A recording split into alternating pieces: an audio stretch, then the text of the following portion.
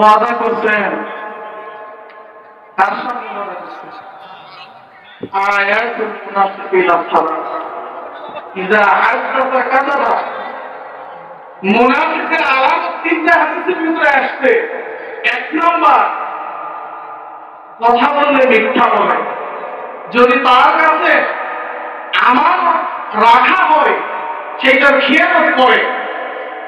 আর যদি সে ওয়াদা করে, ওয়াদা কি করে? ভঙ্গ করে। তো আমরা যে আজকে ওয়াদা করলাম আল্লাহ তাআলার সামনে, যদি এই ওয়াদা আমরা ভঙ্গ করি তাহলে আমাদের নামটা কার খাতায় থাকবে? মুসলমানের খাতায় না মুনাফিকের খাতায়? মুসলমান ওয়াদা করছেন।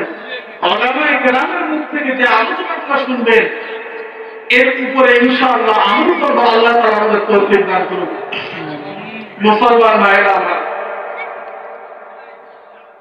আমাদের বয়ান শোনার কাছে কিন্তু মানার কোনো অভাব। কারণটা কি? কারণটা হলো আমাদের এই দেহের ভিতরে একটা গোস্তের টুকরা আছে। ওই গোস্তের টুকরাটা অপবিত্র হয়ে যাওয়ার কারণে আজকে আপনার আমার ভালো কথা কানে শুনলেও দেহের ভিতরে বসতে পারে। ঠিক শুনতেছি নামাজের কথা, রোজার কথা, হজের কথা, যাকাতের কথা, এই ভালো ভালো কথাগুলো আমার কানে আসতেছে কিন্তু আমার কলমের ভিতরে ঢুকতেছে না। কারণ আপনার আমার যে কলমটা, এই বুঝতে টুকরাটা মরিয়া গেছে, নষ্ট হয়ে গেছে। এই জন্য আমাদের ওই বুঝতে টুকরাটাকে পবিত্র করতে হবে।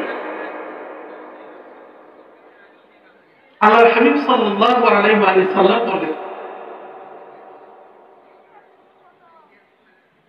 হে মানুষগণ, নিঃসন্দেহে মানুষের দেহের ভিতরে এক টুকরা গোস্তের টুকরা আছে। ওই গোস্তের টুকরা যদি পবিত্র হয়, উদাহরণ মানুষের পুরা শরীর দেহ পবিত্র। আর যদি ওই গোস্তের টুকরাটা অপবিত্র হয়ে যায় তাহলে উদাহরণ তার পুরা শরীরটাই কি অপবিত্র। আলা ওয়াহিয়া কলব। আর রাসূল সাল্লাল্লাহু আলাইহি ওয়াসাল্লাম বলেন, ওই গোস্তের টুকরাটার নামই হলো কলব। সুবহানাল্লাহ। মুসলমান, আজকে আমাদের কলব অপবিত্র হওয়ার কারণে, কলবটা নষ্ট হওয়ার কারণে মাহফিলের পরে মাহফিল হইতেছে, আওয়াজের পরে আওয়াজ হইতেছে, আমাদের কানের ভিতরে আওয়াজ আসতেছে, কিন্তু আমাদের কলমের ভিতরে জায়গা দিতে পারতেছে না। কারণ কি? আমাদের এই কলমটা নষ্ট হয়ে গেছে। এই কলমটাকে কি করতে হবে? জিন্দা করতে হবে। এই কলমটাকে, নষ্ট হওয়া কলমটাকে পরিষ্কার করতে হবে।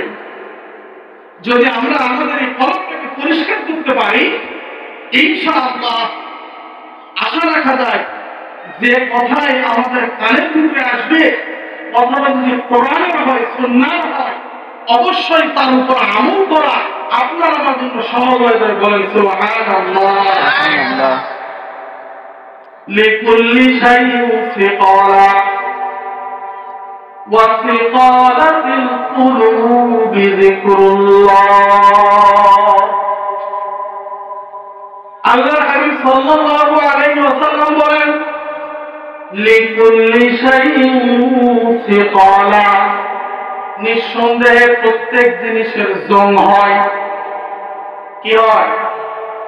জং আছে। ঠিক তদ্রূপ আপনার আমার কলমেরও জং হয়।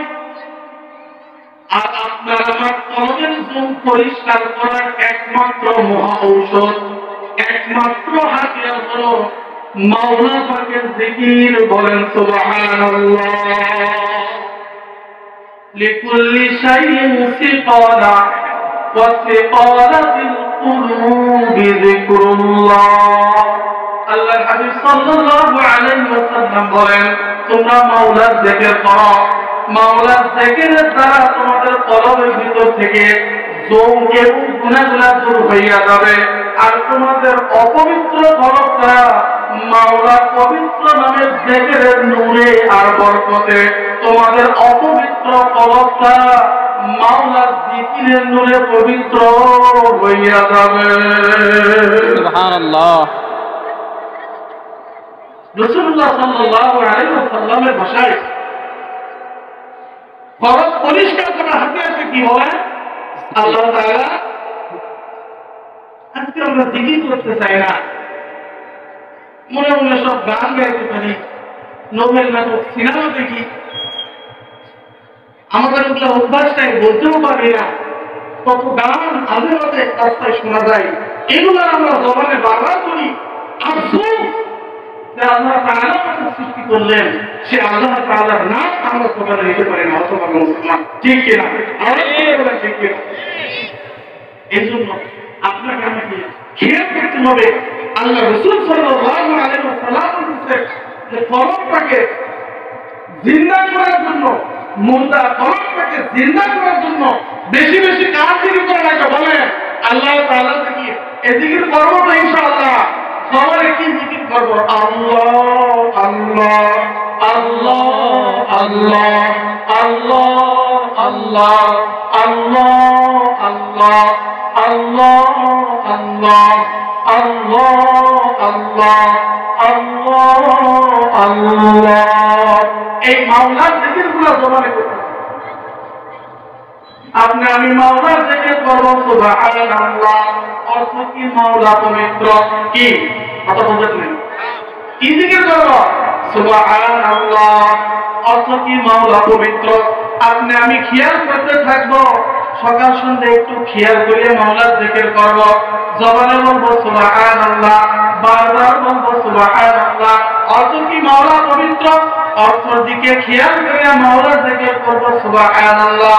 আর খেয়াল করব মাবুদ আমার চাইতে বড় গুনাহগার আর এই দুনিয়া থেকে গুনাহ, আমার চাইতে বড় গুনাহগার এই দুনিয়াতে আর কেউ কি নাই। এইটুকু খেয়াল করিয়া বারবার মাওলার নামের জিকির করব সুবহানাল্লাহ। আর মাওলার দিকে খেয়াল করিয়া বলব মাবুদ গো, আমার গুনার জন্য আপনি আমার দিকে তাকাইতেছেন না, আমি আপনাকে ডাক দিয়া বলি সুবহানাল্লাহ। মাওলা আপনাদের ডাকের জবাব দেন, আমি তো শুনতে পারতেছি না, আমার কান গুনাহের কারণে নষ্ট হয়ে গেছে, আমার দেহের কানটা নষ্ট হইয়া গেছে। গুনাহ করতে করতে গুনার কারণে আমার কলবটা নষ্ট হওয়ার কারণে আমার কলবের দেহের কানও নষ্ট হয়ে গেছে। মাওলার খাঁটি আশিক যারা মাওলার জাকিরিন শাকিরিন বান্দা-বান্দি, যারা আমার মাওলার পরিচয় লাভ করছে, তারাও যখন জবানে বলে আল্লাহ, আমার মাওলা সঙ্গে সঙ্গে জবাব দেয়া বলে লাব্বাইক ইয়া আবদি। সুবহানাল্লাহ। তাআলা আশিক খাঁটি বান্দারা তারা যখন মাওলার নাম জবানে একবার বলে আল্লাহ, মাওলা সঙ্গে সঙ্গে কি দেয়? জবাব দেয়। কিন্তু আপনার আমার দেহের কান না থাকার কারণে আপনি আমি মাওলার ডাকে সাড়া দিতে পারি না। এই জন্য দায়া দোস্ত বুজুর্গ, সকাল সন্ধ্যা বসিয়া বসিয়া একটু মাওলার জিকির করবো, সুবহানাল্লাহ বলবো, অর্থের দিকে খেয়াল করবো। অর্থটা কি? সুবহানাল্লাহ মানে কি? মাওলা পবিত্র। কিতাবের ভিতরে আসছে ফাকার বলে যে সুবহানাল্লাহর জিকিরটা আল্লাহ তাআলা যে বান্দা-বান্দি সকাল সন্ধ্যা করতে পারবে, ফজিলত কি? তারা বলছেন কিতাবের ভিতরে লেখা আশরাফ থানভী রাহমাতুল্লাহি আলাইহি, হযরত ইমদাদুল্লাহ মুহাজির মুফতি রাহমাতুল্লাহি কিতাবের ভিতরে পাওয়া যায় যে আল্লাহ তাআলার কোন বান্দা-বান্দি সকাল সন্ধ্যা যদি বসিয়া বসিয়া একটু মাওলার জিকির করে সুবহানাল্লাহ, অর্থের দিকে যদি খেয়াল করে মাওলা পবিত্র, আমার মাওলা ঘোষণা করে দেয়া বলেন আমি পবিত্র, হে বান্দা তুমি অপবিত্র, আমার নাম পবিত্র সুবহানাল্লাহ। তোমার অপবিত্র জবানে বারবার পবিত্র নাম সুবহানাল্লাহ বলার কারণে আমি পবিত্র, তুমি অপবিত্র, আমার পবিত্র নাম তোমার জবানে বলার কারণে আমার নামের বদলে তুমি অপবিত্র মানুষ পবিত্র হইয়া যাবা। সুবহানাল্লাহ। এই মুসলমান, সুবহানাল্লাহ করতে পারবো তো ইনশাআল্লাহ? আল্লাহ তাআলা তৌফিক দান করুন। কি বুঝলেন? সুবহানাল্লাহ, মাওলা পবিত্র। ছোট্ট জিকির সুবহানাল্লাহ বলার দ্বারা পবিত্র নামের মধ্যে আপনি আমি কি হতে পারবো? পবিত্র হতে পারবো। আমলটা কঠিন না সহজ? সহজ। সহজ। মুখস্থ হওয়ার মতো কম। আমলটা সহজ না কঠিন? কি এই ছোট্ট ছোট্ট সহজ সহজ আমলগুলো যদি আজকে আমরা দৈনন্দিন জিন্দগির ভিতরে কি করতে পারতাম, ঢুকাইতে পারতাম, হ্যাঁ, তাহলে আজকে আমাদের এই সমাজে আর আমাদের ভিতরে এত অশ্লীল, এত বেহায়াপনা আর এত কোনো গরিব কাজ থাকতো না। আমাদের কোনো কি ভাই ভাই হানাহানি, কাটাকাটি, দ্বন্দ্ব, সমাহ, বিবাহ এগুলো আজকে আমাদের ভিতরে হতো না যদি আমার কলবটা কি থাকতো, পরিষ্কার থাকতো। আজকে কলব যত অপরিষ্কার হয়ে গেছে, যত কি গুনাহ আমাদের বেড়ে গেছে, তত আমাদের দ্বন্দ্ব এবং কলহ বেড়ে গেছে। কথা ঠিক নেই। এই জন্য সকাল সন্ধ্যা আপনি আমি কি করবো? মাওলার নামে জিকির করবো সুবহানাল্লাহ, এবং এর সঙ্গে সঙ্গে আমরা মাওলার জিকির করবো আলহামদুলিল্লাহ। আলহামদুলিল্লাহ শব্দের অর্থ কি? আমি মাওলার বড় প্রশংসা করলাম। এবার বান্দারা খেয়াল করিয়া দেখেন, আমার মাওলা তো সব চাইতে বড়, আমার মাওলার চাইতে সুন্দর কেউ না, আমিও না, আপনিও না, কেউ না। এই দুনিয়ার কোন মাখলুক মাওলার চাইতে সুন্দর না।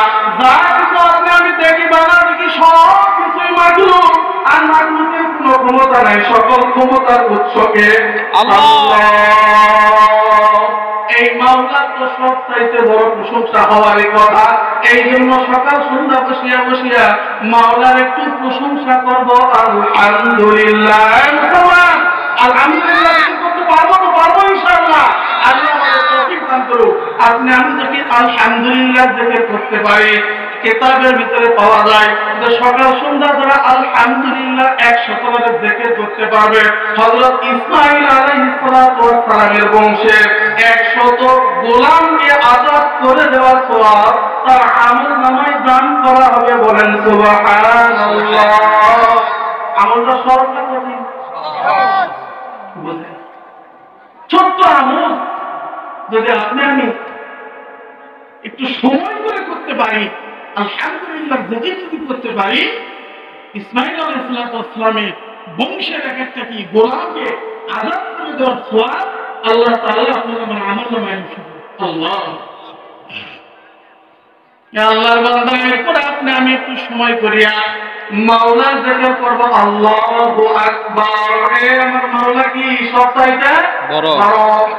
আমার মাওলা সুন্দরের দিক থেকে বড়, আমার মাওলা ক্ষমতার দিক থেকে বড়, আমার মাওলা সব কিছু চাইতে বড়।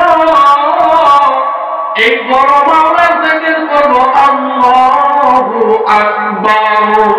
আযানের ভিতর দৈনন্দিন 6 বার আল্লাহু আকবার শব্দ কি করা হয়, এর দ্বারা বোঝা যায় আল্লাহ সবচাইতে উঁচু এবং আল্লাহ সবচাইতে বড়।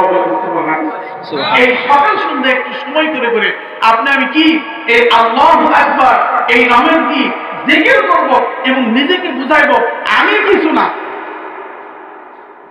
কথা বললে রাগ করবেন, ভাই বুঝবো পায়ে হাত রেখে বলি কেউ রাগ করবেন না। আমি যেই হই না কেন, যেমনই হই না কেন, যত ক্ষমতার মালিকই হই না কেন, আমার ক্ষমতা সব কি মাওলার কাছে কি তুচ্ছ। কি বলেন? একেবারে কি তুচ্ছ। আমি যেই হই না কেন, যেমনই হই না কেন, হে আমার বান্দারা, এই আপনাদের সামনে খোদার কসম করে বয়ান করিয়া ফিরে গেলাম আল্লাহু আকবারের জিকির। আল্লাহ তাআলা কোন বান্দা-বান্দী যদি সকাল সন্ধ্যা দৈনন্দিন নিয়ম করে আল্লাহু আকবারের জিকির করতে পারে, এই বান্দার কলমের ভিতরে নিজেকে বড় হওয়ার যে লোভ, এইটা ঢুকতে পারবে না। সুবহানাল্লাহ। কি পারবেন তো? প্রতিদিন নিয়ম করে একটু আল্লাহু আকবার এই নামের জিকির করবেন, দেখবেন নিজেকে আর বড় এটা আপনি ভাবতে পারবেন না। কারণ সব সময় আপনার জেহেনের ভিতরে এইটা বাজবে যে আল্লাহু আকবার, আমার মাওলা তো বড়, আমার মাওলা বড়, আমি কোন বেটা। বুঝেন? একটু সকাল সন্ধ্যা কি নিয়ম করে আল্লাহু আকবার জিকির করবেন। এই যে সুবহানাল্লাহ, আলহামদুলিল্লাহ, আল্লাহু আকবার জিকির করলেন, এই যে 3 জিকিরটা একসঙ্গে মিলায়ে যারা করবে, কিতাবের ভিতরে আসছে সকাল সন্ধ্যা যদি এই 3 জিকিরকে একসঙ্গে করে নিয়ে আল্লাহ তাআলার উপর বন্দেগী যখন করে, কিতাবের ভিতরে আসছে যে ফজরের নামাজের পরে জায়নামাজে বসিয়া ওখান থেকে না উঠিয়া যদি এই 3 তাসবিহ একসঙ্গে আল্লাহ তাআলার উপর কোতাবেন্দি আদায় করতে পারে তো তার আমল নামার ভিতরে আল্লাহ তাআলা খুশি হয়ে কবুল হোক এর উমরার সওয়াব দিয়ে দিবেন। বলেন সুবহানাল্লাহ।